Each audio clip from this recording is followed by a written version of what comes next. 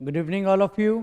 स्वागत है आपका अपने YouTube channel smart study classes में। मेरा नाम सचिन कुमार और आपके लिए लेकर आए एक बार हिंदी की न्यू वीडियो। ठीक है ना, वीडियो बहुत ज़्यादा इंटरेस्टिंग है। ठीक है, तो वीडियो को बिल्कुल बिल्कुल भी स्किप मत करना, अच्छे से देखना। ठीक है, क्या करा रहे हैं आप? हम रस, छंद एवं अलंकार। रस मैंने आपका करा दिया है, ये 2 नंबर के होते हैं। छंद भी मैंने आपके करा दिए हैं, ये भी 2 नंबर के हैं। और आज की वीडियो में आपके अलंकार भी क्लियर हो जाएंगे, यानी कि 3 वीडियो में आपके 6 नंबर क्लियर हो जाएंगे। ठीक है, बहुत सिंपल से हैं जी, आप अच्छे से पढ़ोगे, इनको थोड़ा सा समय दोगे, ये आपकी समझ में आ जाएंगे। ठीक है ना, तो चलिए वीडियो स्टार्ट करते हैं बिना कोई देरी के। ठीक है, अलंकार। हम इस वीडियो में किन किन अलंकार को आप लोगों को क्लियर करने वाले। ठीक है ना, पहला है हमारा अनुप्रास अलंकार, दूसरा है हमारा यमक अलंकार, तीसरा है हमारा श्लेष अलंकार, चौथा है हमारा उपमा अलंकार, एंड पांचवा है हमारा रूपक अलंकार, एंड छठवां है भ्रांतिमान अलंकार, एंड सातवां है संध्या अलंकार, एंड आठवां है हमारा उत्प्रेक्षा अलंकार। यानी कि इस एक वीडियो में हम आपके 8 अलंकार क्लियर कराने वाले हैं। ठीक है, तो वीडियो को बिल्कुल स्किप मत करना। लाइव सेशन नहीं है ये, जानता हूँ, थोड़ा सा मैं अभी थोड़ा मेरे को काम रहता है तो इस वजह से मैं रिकॉर्डेड कर देता हूँ। ठीक है, कल से मैं डन करता हूँ, आपका लाइव सेशन लिया करूंगा। ठीक है, आज ये लास्ट है। चलिए आगे, पहला क्या है हमारा? अनुप्रास अलंकार। अब जब सभी आप लोग लाइव आ ही चुके हो तो वीडियो को सभी लोग लाइक कर दीजिए। ठीक है, और अच्छी अच्छी कमेंट करना, बाद में बताना कि सर आपका पढ़ाना कैसा लगा। ठीक है, और या आपको ये पढ़ाया हुआ समझ में आया या नहीं। ठीक है, कोई प्रॉब्लम है तो बाद में कमेंट का ऑप्शन आपके लिए ओपन रहता है। तो क्या रहता है? ओपन रहता है बाद में कमेंट्स का ऑप्शन। तो कभी भी कॉल या कभी भी उस पर कमेंट कर सकते हो, उसमें बता दिया करना अपनी कमेंट्स को। ठीक है, पहला क्या है आपका? अनुप्रास अलंकार। लक्षण यानी कि परिभाषा। वर्णों की आवृत्ति को अनुप्रास अलंकार कहते हैं। जहां समान वर्णों की आवृत्ति बार बार होती है वहां हमारा अनुप्रास अलंकार होता है। उदाहरण की बात करें, यानी कि एग्जाम्पल क्या है हमारा इसमें? एग्जाम्पल है हमारा रघुपति राघव राजा राम। यानी एक वर्ण कितनी बार आया है? देखो, रघुपति के रा पे भी है, राघव के रा है, राजा का भी रा है और राम का भी रा है। तो ये क्या है हमारा? अनुप्रास अलंकार है। चलिए इसका स्पष्टीकरण करते। स्पष्टीकरण क्या है? इस उदाहरण में राम वर्ण की आवृत्ति बार बार हो रही है, इसलिए इस उदाहरण में अनुप्रास अलंकार है। इसे कहते हैं स्पष्टीकरण। स्पष्टीकरण करना बहुत जरूरी होता है गाइज। ठीक है ना, जब तक आप इसका स्पष्टीकरण नहीं करोगे तब तक आपको 2 नंबर नहीं मिलेंगे। ठीक है ना, तो अच्छे से वीडियो को देखना और चीजों को समझा करो। ठीक है ना, उसको रटा मत करो। आगे क्या है हमारा? यमक अलंकार। यमक अलंकार यानी कि लक्षण यानी कि परिभाषा। यमक का अर्थ है युग्म का जोड़ा। जहां एक शब्द समूह का एक से अधिक बार प्रयोग हो लेकिन उसका अर्थ प्रत्येक बार भिन्न हो, वहां यमक अलंकार होता है। एक ही शब्द का बार बार प्रयोग होना, लेकिन उस शब्द का अर्थ अलग अलग होना। ठीक है ना, अर्थ एक नहीं होना चाहिए, अर्थ अलग अलग है। देखिए ये पढ़ते हैं। कहे कभी बैनी ब्याल की चुराया लीनी बीनी। ठीक है, पढ़ते हैं एक बार। कहे कभी बैनी ब्याल की चुराए लीनी बैनी। ठीक है, स्पष्टीकरण करते हैं। इस काव्यांश में बैनी की आवृत्ति है। प्रथम बैनी का अर्थ है कवि कवि बैनी प्रसाद तथा दूसरे बैनी प्रसाद का अर्थ है चोटी। पहले बैनी का अर्थ क्या है? प्रसाद, तथा दूसरे बैनी का अर्थ है चोटी। ठीक है ना, पहले बैनी का अर्थ क्या है? प्रसाद, और दूसरे बैनी का अर्थ क्या है? चोटी। ठीक है ना, 2 बार बैनी आया है, देख लीजिए एग्जाम्पल में। ठीक है, देखिए चीजों को ज्यादा से ज्यादा समझा करो। इनको अगर आप एक बार अच्छे से समय दोगे, समझोगे, जब बहुत छोटी छोटी चीजें होती हैं, है ना। अगर आप पढ़े लिखे समझदार हो, है ना, वैसे पढ़े लिखे समझदार तो हो ना आप लोग?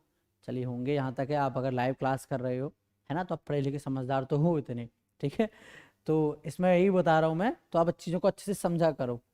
ठीक है, अगला क्या है हमारा? श्लेष अलंकार। क्या है तीसरा हमारा? श्लेष अलंकार। जिस शब्द के एक से अधिक अर्थ होते हैं, स्क्रीनशॉट ले लेना इसके। ठीक है। जिस शब्द के एक से अधिक अर्थ होते हैं उसे श्लिष्ट कहते हैं, ठीक है ना। जहां किसी शब्द के एक बार प्रयुक्त होने पर उसके एक से अधिक अर्थ होते हैं वहां श्लेष अलंकार होता है, ठीक है। सुब्रन, अब बात करते हैं इसमें। सुब्रन को ढूंढे फिरत कवि व्यभिचारी चोर, सुब्रन को ढूंढे फिरत कवि व्यभिचारी चोर। स्पष्टीकरण करते हैं। इस पंक्ति में सुब्रन के कई अर्थ हैं। कवि सुब्रन अर्थात सुब्रन अच्छे शब्द को ढूंढता है। व्यभिचारी सुब्रन यानी कि अर्थात गोरी, ठीक है, को ढूंढता है। चोर सुब्रन अर्थात स्वर्ण को ढूंढता है। अतः यहां श्लेष अलंकार है, यानी कि शब्द एक ही है लेकिन उसके अर्थ अलग अलग हैं, ठीक है ना। चलिए अब यहां आपका चौथा है हमारा उपमा अलंकार। क्या है हमारा चौथा? उपमा अलंकार। लक्षण यानी कि परिभाषा। उपमा का अर्थ है समानता अथवा तुल्यता। जब काव्य में समान धर्म के आधार पर एक ही वस्तु की समानता अथवा तुलना अन्य वस्तु से की जाए तब वहां उपमा अलंकार होता है। चलिए ये थोड़ा बड़ा है और थोड़ा थोड़ा टिपिकल भी लग रहा है आपको। पहला इतना सिंपल था काफी, इसको एक बार दोबारा पढ़ते हैं आप लोगों के लिए। उपमा का अर्थ क्या है? उपमा का अर्थ है समानता अथवा तुल्यता। जब काव्य में समान धर्म के आधार पर एक वस्तु की समानता अथवा तुलना अन्य वस्तु से की जाए तब वहां उपमा अलंकार होता है। जिसकी उपमा दी जाए उसे उपमेय तथा जिसके द्वारा उपमा यानी तुलना की जाए उसे उपमान कहते हैं। चलिए उदाहरण करते हैं इसका। मुख मयंक सम मंजू मनोहर, मुख मयंक सम मंजू मनोहर। स्पष्टीकरण करते हैं। इस काव्य में पंक्ति में मुख उपमेय है। मुख क्या है इसमें? हमारा उपमेय है। चंद्रमा यानी कि उपमान, मनोहर समान धर्म है। चंद्रमा उपमान है, मनोहर समान धर्म है, ठीक है। आई होप यहां तक आप सभी को क्लियर होगा। पांचवा क्या है? पांचवा है हमारा रूपक अलंकार। क्या है पांचवा हमारा? रूपक अलंकार। लक्षण यानी कि परिभाषा की बात करते हैं। जहां उपमेय और उपमान की अत्यधिक समानता को प्रकट करने के लिए उपमेय में उपमान का आरोप होता है वहां रूपक अलंकार होता है। चलिए एक बार लक्षण की परिभाषा दोबारा पढ़ते हैं।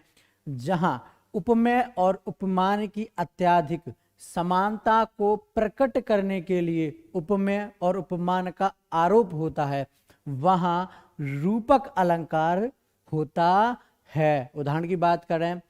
चरण कमल बंदो हरिराई। क्या है इसका एग्जाम्पल? चरण कमल बंदो हरिराई। स्पष्टीकरण करते हैं इसका। इस काव्य पंक्ति में उपमेय चरण पर उपमान कमल का आरोप कर दिया है। इस काव्य पंक्ति में उपमेय चरण पर उपमान का कमल आरोप कर दिया गया है। दोनों में अभिन्नता है, दोनों में अभिन्नता है पर दोनों साथ साथ हैं। इसे अभेदता के कारण यहाँ रूपक अलंकार होता है। यहाँ पर क्या कर दिया है? देखो चरण कमल बंदो हरिराई। यहाँ पर क्या कर दिया है? देखो यहाँ पर चरण की भी बात हो रही है, कमल की भी बात हो रही है, ठीक है ना। जबकि चरण और कमल अलग होते हैं तो यहाँ क्या अभेदता यानी गलत किया गया है। तो यहाँ क्या है? हमारा रूपक अलंकार है, ठीक है। अगला है हमारा छठवां भ्रांतिमान अलंकार। क्या है हमारा? भ्रांतिमान अलंकार। देखिए अगर आपको इसकी सबसे पहले मैं आपको एक चीज और बता दूं। अगर आपको इन सब की पीडीएफ चाहिए, पहले तो आप इसका स्क्रीनशॉट ले लीजिए। अगर आपको इन सब की पीडीएफ चाहिए, ठीक है, आपको अच्छे से देखिए क्लासेस से आपकी अच्छे से तैयारी होती है, ये सब लोग जानते हैं, ठीक है। आप अच्छे से तैयार करते हो, कभी कभी वीडियो देख देख खराब बोर हो जाते हो, ठीक है ना। बार बार जब चीज़ें देखते हो तो थोड़े बहुत प्रेशर में आ जाते हो, है ना। तो उसके लिए क्या करना है? आप हमारा क्रैश कोर्स बैच ज्वाइन कर लो। क्या? क्रैश कोर्स बैच ज्वाइन कर लो, ठीक है। तो उसमें क्या है कि आपको सभी सब्जेक्ट के आईएमपी क्वेश्चन, सभी सब्जेक्ट के आईएमपी क्वेश्चन, ठीक है, और शॉर्ट नोट्स रहेंगे आपके। शॉर्ट नोट्स हैं, ठीक है, नोट्स हैं, उसमें पीडीएफ है, नोट्स पीडीएफ है, मतलब नोट्स आपके पीडीएफ के रूप में है, ठीक है। और उसमें क्या है, आपके मॉडल पेपर हैं, मॉडल पेपर हैं, प्रीवियस पेपर हैं आपके उसमें, ठीक है ना। ये सब कुछ है इसमें, किसमें, क्रैश कोर्स में। आपको इसके लिए आप इस नंबर पर कॉल कर सकते हो, 90 58 70 43 81। इस नंबर पर आप कॉल या मैसेज कर सकते हो, ठीक है ना। आपको ये पूरा कंप्लीट कोर्स, ठीक है ना, ऑल सब्जेक्ट का पूरा कोर्स, ये आपको कितने रुपए में प्रोवाइड किया जाएगा, 499 में, ठीक है ना। कितने में, 499 में, यानी कि 499 रुपये में आपको सभी सब्जेक्ट का नोट्स, पीडीएफ यानी कि previous paper, important question, model paper, short notes, ये सब कुछ प्रोवाइड किया जाएगा, ठीक है। चलिए आगे मैं अपने टॉपिक पर आता हूं। जब समानता के कारण एक वस्तु में दूसरी वस्तु का भ्रम हो, वहां भ्रांतिमान अलंकार होता है, ठीक है ना। यहाँ एक वस्तु में दूसरी वस्तु का, ठीक है ना, जैसे कि दूर से लग रहा है कि सुरेश है, लेकिन वो कौन है, महेश है ना। तो क्या है, एक वस्तु में दूसरी वस्तु का भ्रम होना, ठीक है। तो बात करते हैं, जब उदाहरण क्या है, कपि करी हृदय विचार, दीनहि मुद्रिका डरी तब, जनु अशोक अंगार दीन्हा, हर्षि उठी कर गहिउ, ठीक है। क्या है, कपि करी हृदय विचार, दीनहि मुद्रिका हरि डरी तब, जनु अशोक अंगार दीन्हा, हर्षि उठी कर गहिउ। स्पष्टीकरण करते हैं, इसका स्पष्टीकरण क्या है। जहां सीता जी श्री राम जी की हीरक जड़ित अंगूठी को, हीरक जड़ित जैसे अंगूठी पर नगीना होता है, हीरा लगा होता है, ठीक है ना।